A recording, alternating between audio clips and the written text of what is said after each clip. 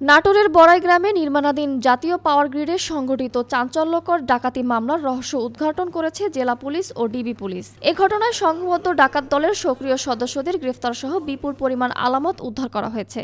আজ দুপুরে নাটোর পুলিশ সুপারের কার্যালয়ে আয়োজিত এক প্রেস ব্রিফিংয়ে police super M A Wahab এসব তথ্য জানান। পুলিশ সুপার বলেন, ঘটনার পরপরই নাটোর, রাজশাহী, পাবনা, সিরাজগঞ্জ, বগুড়া, টাঙ্গাইল, ঢাকা ও গাজীপুর জেলার বিভিন্ন স্থানে অভিযান চালানো হয়। পরে গাজীপুর জেলার শ্রীপুর থানার গভীর বনাঞ্চল থেকে ডাকাত দলের সদস্যদের শনাক্ত ও গ্রেফতার করা হয়। গ্রেফতারকৃতরা হলেন মোহাম্মদ রোকন মোল্লা, রুহুল আমিন, তসলিম প্রামাণিক, আব্দুস সালাম, শিহাব উদ্দিন, হজরত আলী ওরফে মন্টু মোল্লা, বাসেত মণ্ডল, সৈকত, উজ্জ্বল মোড়ল, জাহাঙ্গীর আলম, হারুনুর রশিদ, নায়েব আলী, সাইফুল ইসলাম সহ মোট ১৩ জন।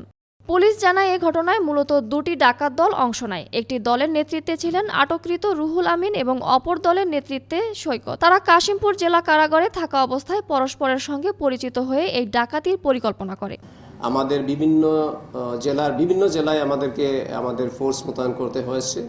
আমাদেরকে অভিযান পরিচালনা করার জন্য আমরা পুলিশ হেডকোয়ার্টারের স্পেশাল অ্যাসিস্ট্যান্স নিয়েছি এবং আমাদের জেলার ডিবি পুলিশ থেকে শুরু করে থানার সহযোগিতা সবাই মিলেই এবং আমার সার্বিক নির্দেশনায় এই জিনিসটা রিকভার করা সম্ভব হয়েছে।